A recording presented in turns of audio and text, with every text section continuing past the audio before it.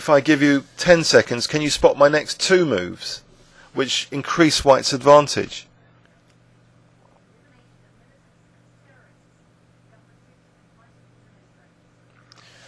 Okay, I think either rook a7 or bishop c5 is good. I played bishop takes c5, and after bc now I play rook a7.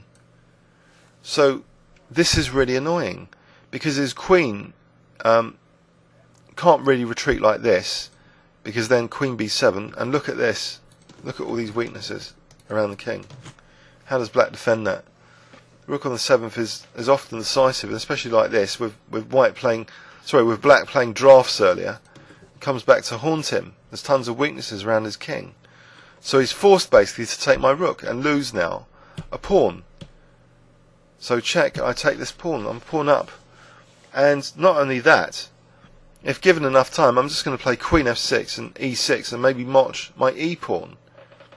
He plays what Rybka considers the strongest move, c4, trying to expose my king a bit. So I go 2 pawns up. And I don't mind about c3, because I thought it was harmless. c3, if I take, and check, I can just play king here. And because my king's protecting my queen, nothing really that disastrous should happen. But he took on b3. And how do I take back now? There's 2 ways of taking back. Apparently they're both okay. I took back with the queen on general principles. I wanted to protect g3. I wanted my pawn to protect my queen, to leave my king a bit freer to try and march up the board. He plays now queen d4 check, and it looks as though, will I be able to escape the checks or not? I was slightly concerned, but I visualised something here that, would his checks actually run out if my king ended up going to the d4 square?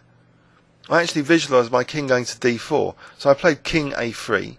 After check, king b4. Check, king c4. And I had to be careful about this queen e4 check possibility coming up, but it seems harmless, because queen e4, just king c5. Let's have a quick look at that. Just king c5 here, and the checks are running out. What he did in this position instead was king h6, which seems he's tempting me now to unprotect my queen, which is at the moment nicely protected by that pawn. So do I really want to either move that pawn forward or do something else, like move my queen to either g8, say, or b8? Now both of those will be threatening the nasty queen h8 mate. Imagine the queen's there, it would be mate. I chose actually queen b8, which is way down the Rybka list, but I think it's still a reasonable move. It still maintains the advantage of over 2 pawns now. And I'm prepared to sack the c2 pawn. I don't mind, as long as I get my king more aggressive, and maybe even used to be part of the mating attack against the black king. If my king can reach f6, for example, then his checks would run out, and I'd have lethal threats with my queen. So he played queen e4. I was prepared just to give up the c2 pawn. I must, to progress the position, play this positional sacrifice of sorts. So after check, queen takes c2 check, king d6. He's rapidly running out of checks. The Rybka evaluation has gone up now to plus 30, so it thinks it's completely crushing now, this position. He managed to find a very quick way to lose here. He plays king g7, and guess what I played here if I give you 5 seconds, starting from now. I played queen c7 check, and it's hopeless. The king and pawn ending here is just hopeless. He'll just be losing all his pawns, or this pawn will queening. There's no chance of a draw there. So he just resigned after queen c7 check. There's nothing else much to do here, because if check here, for example, say king e7,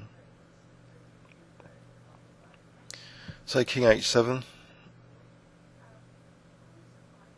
Now Rybka gives queen e8 as quite incisive. Say queen b1.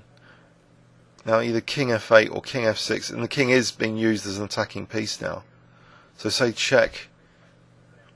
I think personally maybe e6, but then Rybka doesn't give that, so maybe there's a reason, like check on b2 or something, or d4. Yeah, actually d4 and then g7 would be dangerous if e6. So I've still got to be a little bit careful here not to move this pawn. Actually, let's just check that out. e6.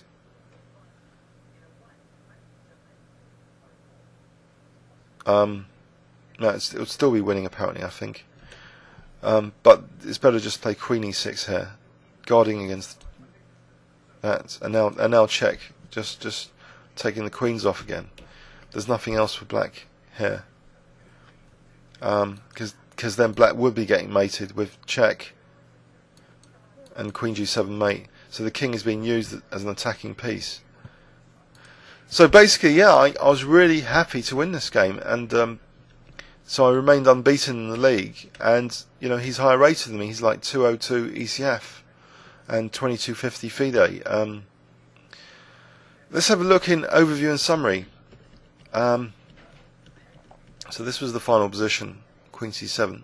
Let's rewind. So I played knight f3, the Reti move after Richard Reti, and Sicilian by transposition, anti-Sveshnikov system with bishop b5, the very popular g6, the very popular bishop takes c6. But immediately now I go casually wrong. I don't know what happened. I was a bit tired and I just casually played knight c3. Maybe I wasn't really expecting bishop g4 for some reason.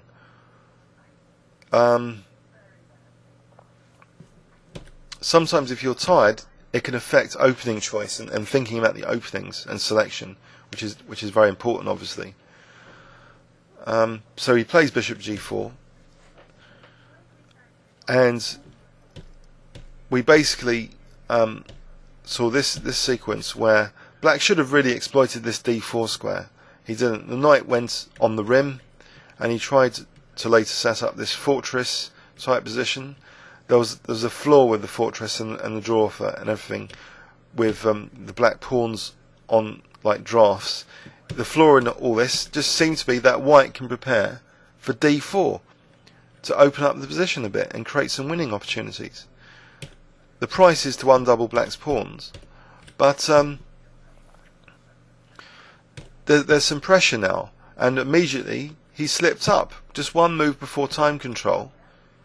After queen d3, he played the disastrous bishop c5, which I was happy to see that I could pounce on with an advantage finally, with queen d5. And a nice little queen deflection with rook a7 picked up my first pawn, and then I went 2 pawns up after c4. And now it was just a question of exhausting all of black's checks. So I didn't mind marching my king to d4. And sacking the c2 pawn if I needed, to try and get the king as an aggressive piece, you know, maybe to the f6 square, where there will be less checks. But it didn't come to that, because he played king g7. After check, he had to resign. I hope you enjoyed that. Please leave any comments or questions on YouTube. Thanks very much.